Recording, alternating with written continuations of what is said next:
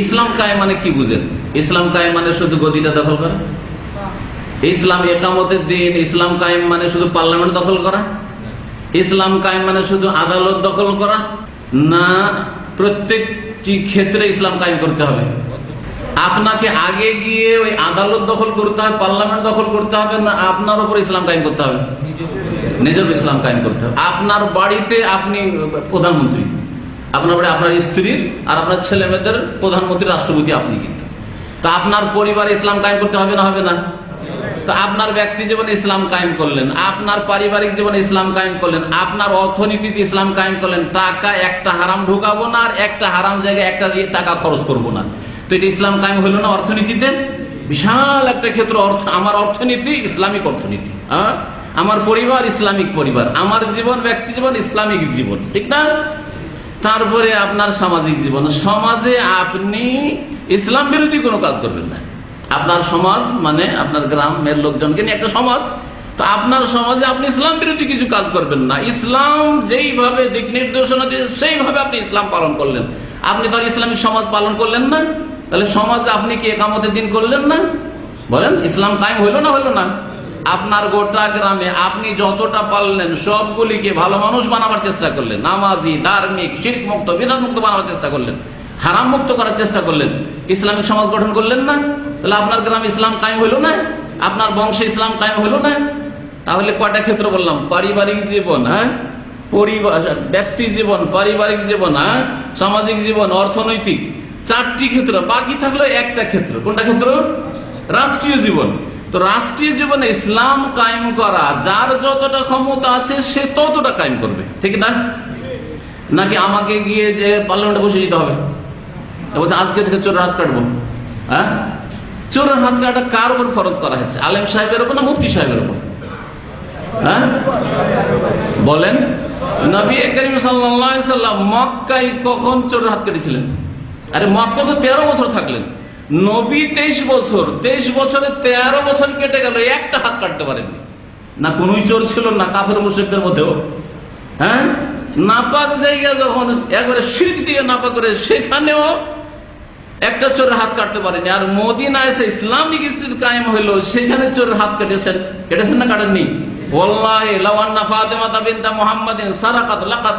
আল্লাহর কসম করে বলছি, মুহাম্মাদের মেয়ে ফাতেমাও যদি চুরি করতো তার হাত কাটতাম। কি বলো? তো ওই ফাতেমা মাখজুমি গোত্রে এসছে, আর ওর জন্য সুপারিশ করতে এসছে? কোনো সুপারিশ চলবে না। হাত কেটেছেন না কাটেন নাই চোরের? তাহলে বোঝা গেল যে কি হবে, দেশের নেতা হবে, যিনি রাষ্ট্রনেতা হবেন, তার উপর ফরজ করা হয়েছে। এখন আমাদের কাজ হচ্ছে, আলেমদের কাজ হচ্ছে, দায়ীদের কাজ হচ্ছে, স্কলারদের কাজ হচ্ছে, সমাজের যারা নেতৃস্থানীয় ব্যক্তি তাদের কাজ হচ্ছে, আলেম ওলামাই হোক অথবা সমাজের সাধারণ নেতারা হোক বা পয়সাওয়ালা ব্যক্তিরা হোক, এদের প্রত্যেক মুসলিমের কাজ হচ্ছে যে আমরা আমাদের ব্যক্তি জীবন ঠিক করব, তার মাধ্যমে পারিবারিক জীবন ঠিক হবে, পারিবারিক জীবন ঠিক করব, তারপরে সামাজিক জীবন ঠিক হবে, সমাজ ঠিক হবে, অর্থনীতি ঠিক হবে। যখন আমার গ্রাম ঠিক হয়েছে, এইরকম বহু গ্রাম ঠিক হয়ে গেছে, বহু গ্রাম ঠিক হয়ে কয়েক ডিস্ট্রিক্ট ঠিক হয়ে গেছে। ঠিক হয়ে যাওয়ার পরে দেখবেন আল্লাহ বলছেন লা ইস্তাখলিফান্নাহুম, আল্লাহ খেলাফত দেবেন। কি বলেছেন আল্লাহ? সূরা নূরের আয়াতটা ভালো করে তরজমা দেখবেন, আল্লাহ খেলাফত কি করবেন? দেবেন। না বলেছেন খেলাফত তোমরা নেবে, এই কথা বলেছেন। কেউ যদি তরজমা করে দেখাইতে পারে যে আল্লাহ বলছেন তোমরা খেলাফত কেড়ে নাও ওদের কাছ থেকে, তাহলে আমি কেড়ে নেব বা কাড়ার চেষ্টা করব, কিন্তু আল্লাহ কেড়ে নিতে বলেন। আল্লাহ বলেছে তোমাদেরকে খেলাফত কি করবেন? আল্লাহর ওয়াদা মুমিনদের সাথে, ওয়ামিলুস সলিহাত, সৎকর্মশীলদের সাথে খেলাফত দেবেন। কখন খেলাফত দেবেন? ইয়াবুদুনানি, আমার ইবাদত করো, লা ইউশরিকুনা বি শাইআ, আমার সাথে কোনো কিছুকে শরীক করে শিরক মুক্ত হও, তখন আল্লাহ দিয়ে দেবেন। শিরক মুক্ত হন, কবর মাজার মুক্ত হন, মানব রচিত বিধান মুক্ত হন। আমার বক্তব্য মানব রচিত বিধান উপরে নাই কি? আরে 10-এর বেশি বক্তব্য পাবেন আপনি মানব রচিত বিধান সম্পর্কে, ঈমান ভঙ্গকারী বিষয়, আর এইরকম কত যে আলোচনা রয়েছে আমার। আর তারপরে যদি কেউ বলে যে আমাদের কোনো ভূমিকা নেই, ওরাই বলবে যাদের ব্যক্তি জীবন ঠিক নাই। আমি জানিও সব ভাইদের ফজর নামাজ পড়তে পারেন না, নিজের 3.5 হাতের উপর নামাজটা কায়েম করতে পারেন না। ইসলামিক রাষ্ট্র আগে নিজের শরীরের উপরে কায়েম করতে পারলো না, ফজর পড়তে পারলো না, আর স্বপ্ন দেখে যে পার্লামেন্ট দখল করব, সুপ্রিম কোর্ট দখল করব, হাইকোর্ট দখল করব, সবকে তাড়াবো, আমরা উঠবো। খাওয়ার জন্য উঠবে, ওরাও খাচ্ছে তোমরাও খাবে, তাহলে ঠিক না? তো এইসব চিন্তা করিয়েন না। একামতের দিনের ব্যাখ্যাটাই ভুল আসলে, যে শুধু গদি দখল করলে একামতের দিন হয়। আমার জীবনে আমি ইসলাম কায়েম করলাম, একামতের দিন করলাম।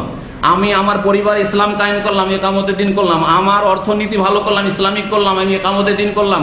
আমার সমাজে ইসলাম কায়েম করলাম, একামতের দিন করলাম। বাকি যেটা থাকলো, যার ক্ষমতা আছে সে সেটা করবে। এমনকি আপনি যদি যোগ্য হন, আমি যোগ্য, কিন্তু আপনাকে আমাকে যদি খেলাফত না দেওয়া হয়, আপনি কায়েম করবেন না, তিনি করবেন যিনি আপনার চাইতে জুনিয়র আর খেলাফত পেয়েছেন। ঠিক কিনা বলেন? আর যখন মুআবিয়া রাদিয়াল্লাহু তাআলা আনহু খলিফা হলেন, তার চাইতে সিনিয়র সাহাবায়ে কেরামরা ছিলেন না? তো চোরের হাত কাটা, দণ্ডবিধান কায়েম করা, জেনার শাস্তি দেওয়া মুআবিয়া করেছেন না আব্দুল্লাহ বিন উমর করেছেন, না আশরা মুবাশশারা করেছেন? বলেন তো দেখি, একটু চিন্তা করেন তো দেখি। আশরা মুবাশশাররা বড় আলেম ছিলেন না মুআবিয়া বড় আলেম ছিলেন? বলেন দেখি। আশরা মুবাশশার বুঝছেন, যাদের 10 জনকে জান্নাতের একটি হাদিসের সুসংবাদ দেওয়া হয়েছে। আবু বকর না ইন্তেকাল করেছেন, ওমর ইন্তেকাল করেছেন, ওসমান ইন্তেকাল করেছেন, আলী ইন্তেকাল করেছেন। বাকি সাদ বিন আবি ওয়াক্কাস, আরো সব সাহাবায়ে কেরামরা যারা আছেন তাদের কথা।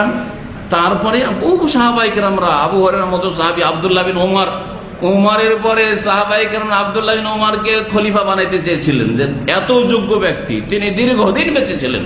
কই আব্দুল্লাহ বিন উমর তার চোরের হাত কাটতে যাননি, হ্যাঁ, তিনি ইসলামী রাষ্ট্র কায়েম করতে যাননি, তিনি দণ্ডবিধান কায়েম করতে যাননি। বলছেন যিনি শাসক আছেন তিনি করবেন, মুআবিয়া আছেন মুআবিয়া করবেন, অথবা তারপরে যে আছে সে করবে। তাহলে বোঝা গেল যে এই মুফতি সাহেবদের কাজ নয় দণ্ডবিধান কায়েম করা, মুফতি সাহেবের কাজ নয় আর কিছুর ঘোষণা করা, যেগুলোতে বল প্রয়োগ করতে হবে, ক্ষমতার ব্যবহার লাগবে, শক্তি লাগবে, কাজ শাসকদের। আল্লাহ পাক রব্বুল আলামিন আমাদেরকে ভালো শাসক দান করেন, আর খারাপ শাসককে আল্লাহ যেন সরিয়ে দেন। নেক লোকদেরকে, আল্লাহ ভীরুদেরকে যেন শাসক বানান, বা যারা শাসক রয়েছেন আল্লাহ পাক তাদেরকে যেন নেক বানিয়ে দেন, সৎ জীবন যাপনের তৌফিক দান করেন। তাদের উপদেষ্টা পরামর্শদাতা যারা রয়েছে তাদেরকে যেন নেক হওয়ার তৌফিক দান করেন, বা তাদেরকে নেক উপদেষ্টা যেন দান করেন, যাতে করে ইসলাম সর্বস্তরে বাস্তবায়িত হয়। এখানে আমাদের আলোচনা শেষ করছি। আসসালামু আলাইকুম ওয়া রাহমাতুল্লাহ ওয়া জাযাকুমুল্লাহু খাইরান। মজলিসের কাফারা দোয়াটি পড়ে নেন। সুবহানাকা আল্লাহুম্মা ওয়া বিহামদিকা আশহাদু আল্লা ইলাহা ইল্লা আনতা আস্তাগফিরুকা ওয়া আতুবু ইলাইক। এই কয়েকটি কালিমা, 4টি কালিমা ভুলবেন না। যে কোনো মজলিসে, খাওয়া দাওয়ার মজলিসে বসছেন অথবা গল্পের মজলিসে বসছেন, পড়ে নেবেন। তাতে যে আলতু ফালতু কথাগুলি হবে বা ভুল হবে সেগুলি আল্লাহ